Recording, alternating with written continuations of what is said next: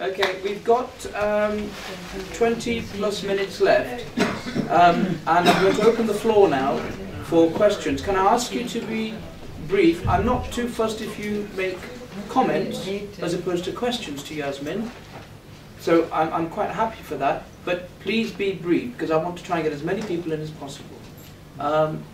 Gentleman there. Okay, thank you.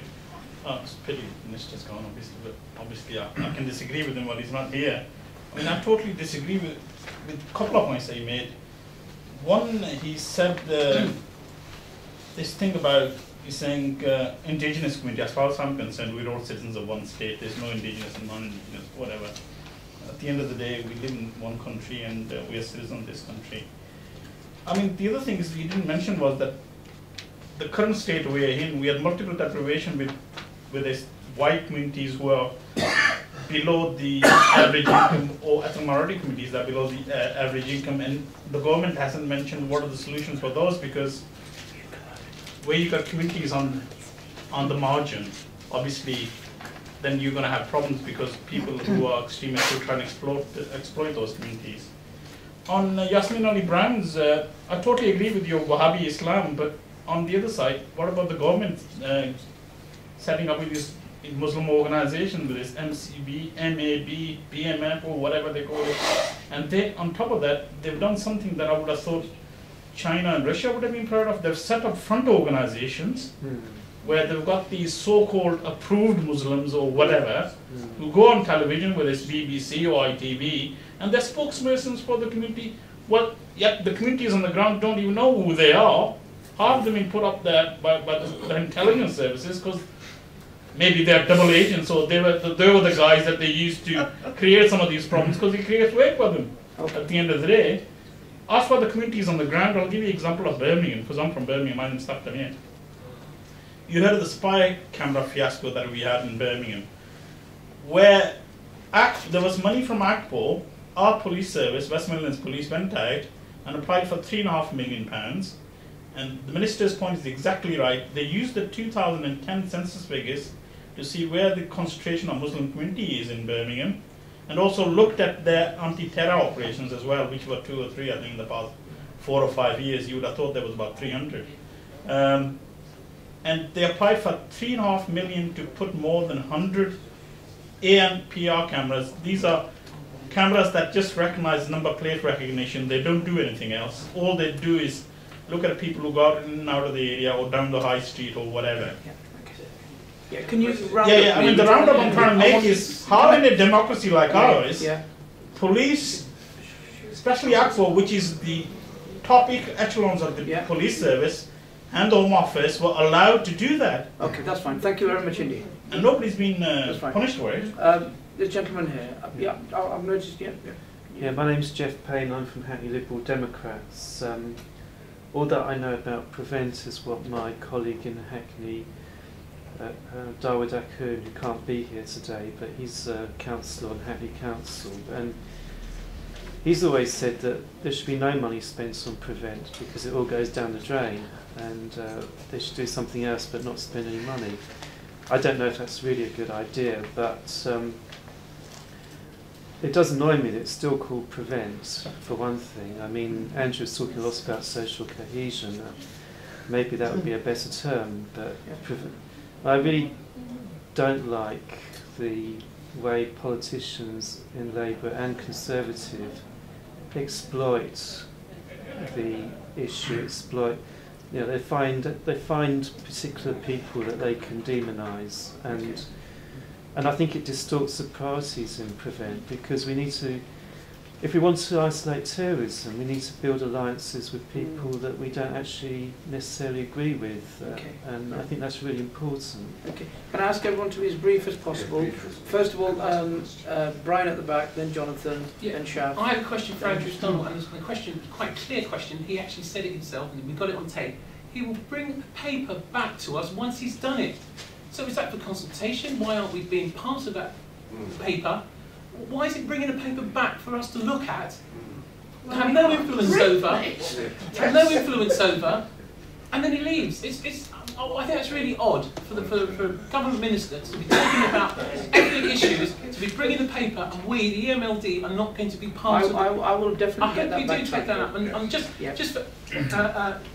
to let you know, I stood as a candidate, first ethnic minority candidate for Mayor of London. So we are getting there, slowly. Thank you. Jonathan, very quickly. After Brixton, we got an inquiry by Scarman. After Tock's death, Michael Heseltine, became a minister for Merseyside.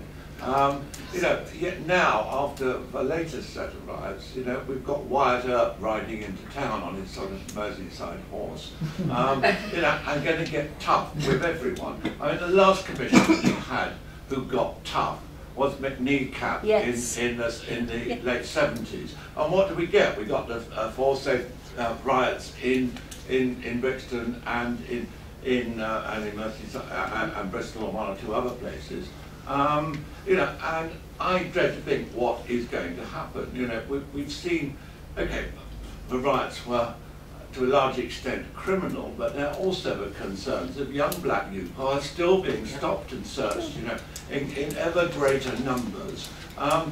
This was the whole point behind, as one who lives, fairly close to Brixton, and covered it for the Observer. Okay. One fears that, but the same thing is going to happen with the latest Tories, approach to policing in London. Okay, thank you, Jonathan. Shaf?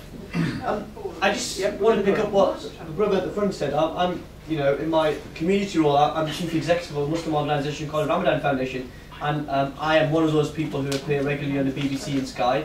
I'm not a double agent. I'm not paid by the intelligence agencies. Well, you know what I'm not paid by. I'm just making. Foundation guys. Yeah, I'm just making a point, and I'm certainly not paid by the Saudis. We are impartial in the sense we don't get funding from anybody. We're community based. I think the significant point which Ihsan and myself, we spoke to Andrew about this when the Prevent Review started, was this connection between security and cohesion. That somehow this multiculturalism was mixed in integration into security and criminal matters. I'm disappointed that the government, the Tory-led government, because this was a Tory-led initiative, the Prevent Review, they just weren't prepared to listen to any influence and impact from us in terms of the Liberal Democrats. We made it very clear that we disagreed with this connection between security. What Brian was asking, we did speak to ministers, we spoke to Lynn Featherstone, we spoke to the Home Secretary and other people, but they just weren't prepared to listen to us. And it's a sad indictment that this Prevent 2 strategy has not been welcomed at all in our community. It's absolutely opposed, and I think it's been a total failure by our government. I'm disappointed in it. Okay. Farouk, and then Chris, and then... Yeah, thank you. 2 points. Saudi connection, Wahhabi Islam. So at last we are getting there. We have been saying this for a long time.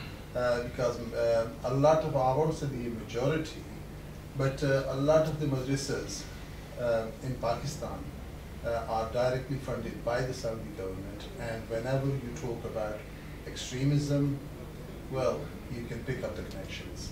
As far as here in the United Kingdom, Saudis, they control our Eid, they control the moon, right? They announce and we follow.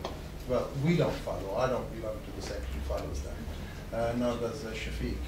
So it is a very important subject. We have to pick on that, and the government must act. The second point is, you were talking about state-funded faith schools. There have been state-funded faith schools up and down the country for a long time. We all know that. But what surprises me is that all of a sudden, now that when the Muslims said, we want to set up state-funded faith schools, there's a huge cry about it. Why? I would say either fund the Islamic state-funded schools, fund the Islamic schools, or stop funding the other faith schools. All of them. Close all faith schools up and down the country. If you are not going to close those schools, then you must fund the Islamic faith schools. Thank you very much. Thank you. But Ihsan, the thing is, who are we talking to? Are we talking to Yasmin or yourself? I mean, the minister is gone, so we're talking to each other now. Yeah. We all know what you know, what the Well, it's a story is. debate we're having, and I think it should be a debate we should refresh ourselves with constantly. Chris, and then the lady in front. Thank you. Gentleman here stole my thunder on the faith schools issue. I think that as far as education is concerned, faith schools have been instrumental and part and parcel of educating our children probably for the last 500-600 years of the advent of Christianity. But because we can debate that for a long time. So the question was asked, what's to do about it? Either you have it open for everybody or not at all. So we'd be interested to hear your view, because you mentioned that you were part of a secularisation women's group or something along those lines. I'll tell you more. Right, I'm sure you will. The other question that I have, when I hear, and this is what I hear, I'm a local councillor just outside London, and I hear quite a lot on the doorsteps, which are the Muslim communities doing enough to combat the evil and the pernicious nature of terrorism themselves? And I hear that a lot, and I'd be interested to know your insight into that. Thank you, Chris. Thank you. So what I would like to say, when Andrew Stamell said we weren't brought on to foreign affairs minister's role, but I think as far as terrorism concerned, they should work together. I think the message should be given to the people actually wanted to follow that path.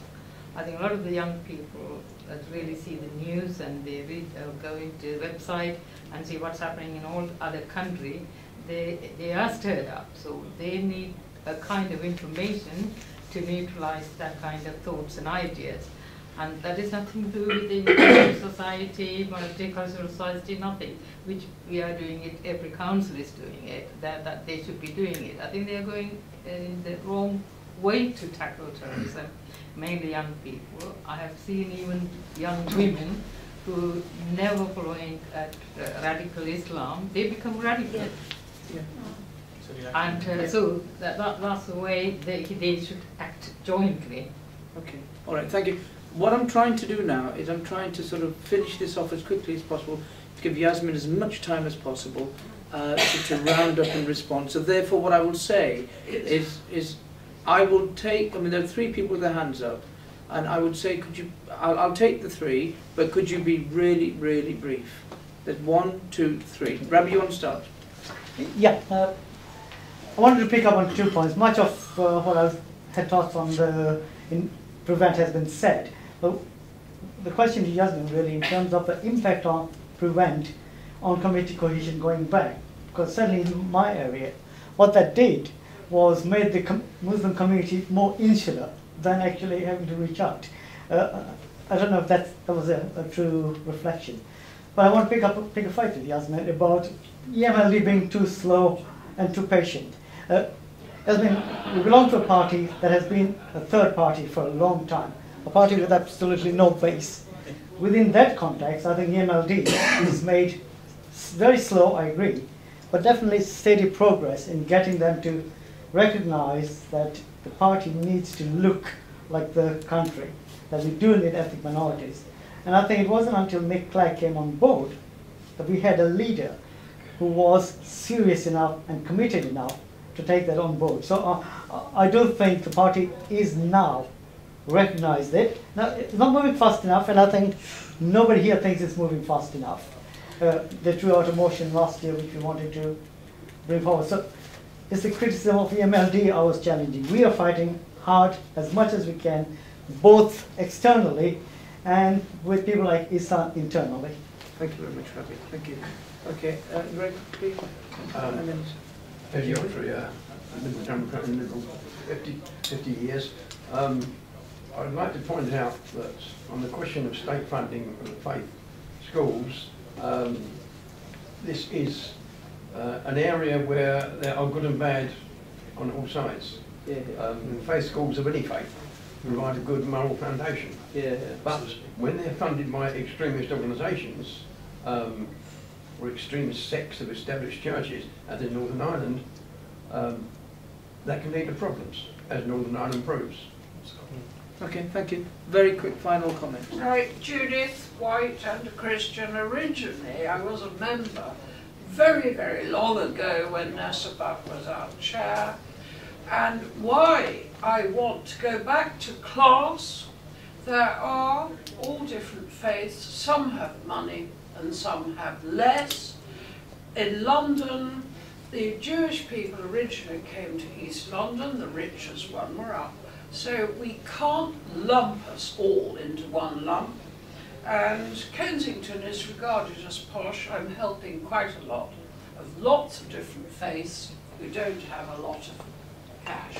Thank you very much indeed. Yeah, I'm going to do a very quick run through. I think the MCB and so on are now much less influential, thank God. But to what extent there are still approved Muslims and not approved Muslims is a very important question. And what it takes to become an approved Muslim. I'm a very disapproved Muslim because I'm always challenging both sides, really. So I think it's a good question and one that needs to be monitored by people like yourselves, you know, whether other people and other groups are becoming unduly influential without being elected to those positions. I mean, the exploiting the issue, it's so true, everybody does exploit the genuine threats of terrorism and then extends it to such, to judge almost every Muslim who, and this is why the A.N. Wilson article was so important. And if you read the comments under the A.N. Wilson article, the number of people, and this is the Daily Mail, saying, no, I've realized how we've misjudged people, so I completely agree that too many politicians and people in my industry exploit the issue. But I also seriously believe that Muslims are not a no-go area.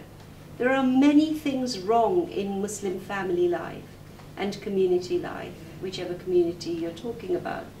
And it is just not acceptable for people to say, we are being demonized, and therefore why are you talking about, say, for example, forced marriages? You're just adding to the No, everybody has to be grown up about criticism which needs to be addressing very serious issues, you know? I hate it that 4-year-olds and 5-year-old girls in London and elsewhere are now being put into headscarves and sexualized at that age. I should be able to criticize this without being part of the demonization.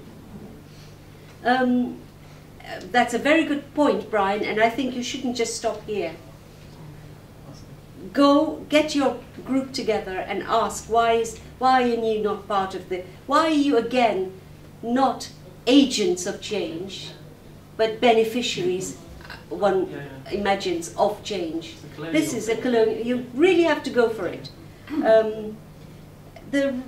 Jonathan, the riot, I think that people have so misunderstood the riots. I was in Egypt talking to quite a lot of young people, and there they see our riots as a continuation of their frustration against a globalized economy, deep inequality, and a world which now says to the young, you are what you have. We made this society. You are only a somebody if you have this label or these shoes, not who you are. And now we are telling our young people and sending them to appalling lengths of imprisonment without anybody. Where are the liberal Democrats on this? You know, why are you putting away people for stealing a bottle of water? You know, I think it's just astonishing, the demonization. We're not. There's a clear distinction between yes, but the government started off, and we now know that there's been undue influence so you on think judges. The government influenced the judiciary? Yes, they had. So you're saying that there's no distinction between. Go and read the reports in the Guardian in the last. The establishment can't say this is the way it is proven. They have said that judges received. Anyway, Yasmin speak. Justice. So we need a proper inquiry like the Scarman. I totally agree. We do need it. Yasmin, we carried a motion, an emergency motion, Monday, yesterday, and it was and unanimously voted that we do not agree with the lengthy sentences, Yeah. the stigmatisation Good for of you. people. Good for you. Let me just go through the list because we'll run out. Let Yasmin finish what she's saying. And then we can. So I think the Ramadan Foundation point about social security is totally social cohesion is totally different from security, and this did not happen to Irish people in the worst times of the IRA.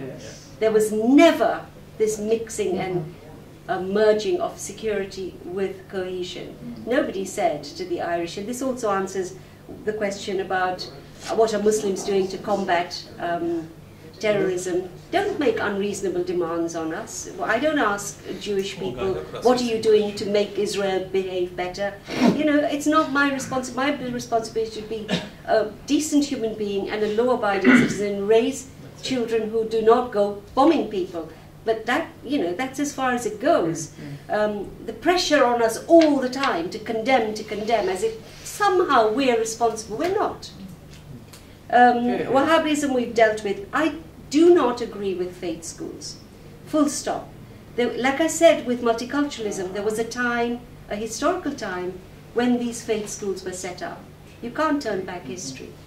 But what you can do is, every faith school that is state-funded has got to take 50% of children who are not of that faith.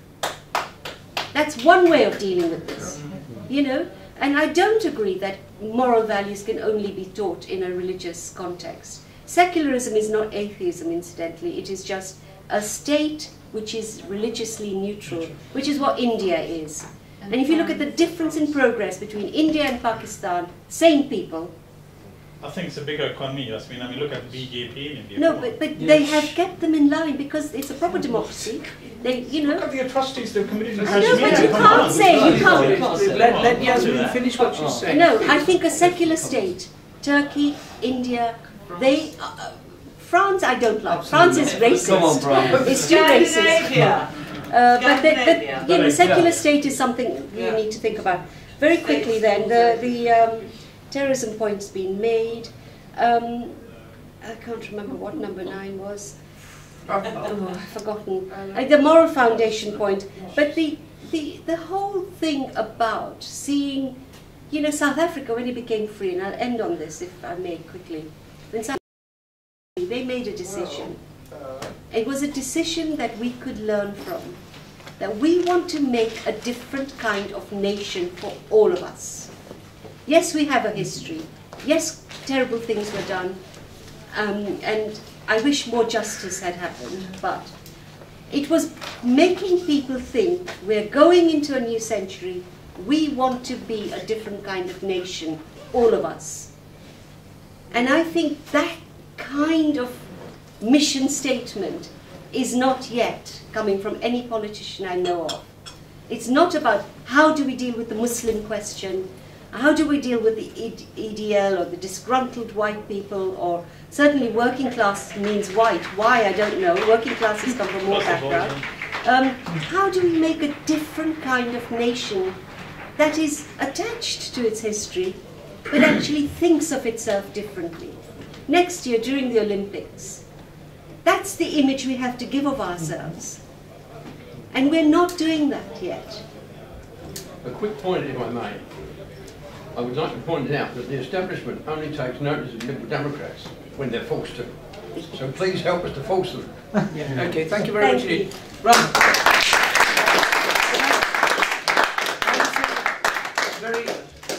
Very quickly that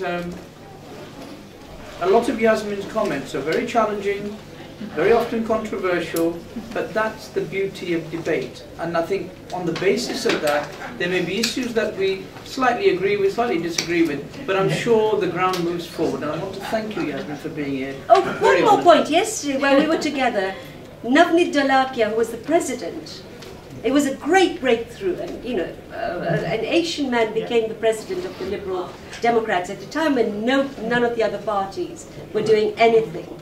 And he said, he was very irritated. Why are you calling yourselves ethnic minorities? Mainstream yourselves.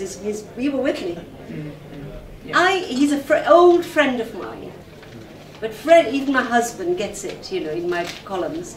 So Navneet, question to you, what did you achieve in all those years? It's a question to you. Okay. Can I just say, before everybody leaves, if there are any specific issues that you want, which emanate from this particular debate, putting to Andrew, so that we get some sort of response, please talk to us. We'll channel those comments through to Andrew to get a response back to you personally. And the other issue is, EMLD is in the middle of a membership drive at the moment. And so what we've done is actually, for the next few months, we've actually reduced our membership fee to £1, and that's just in order to refresh our membership. If there are any people who want to help us to continue with the work we're doing, please join up. Merlene's here, she's got plenty of application forms. Thank you very much.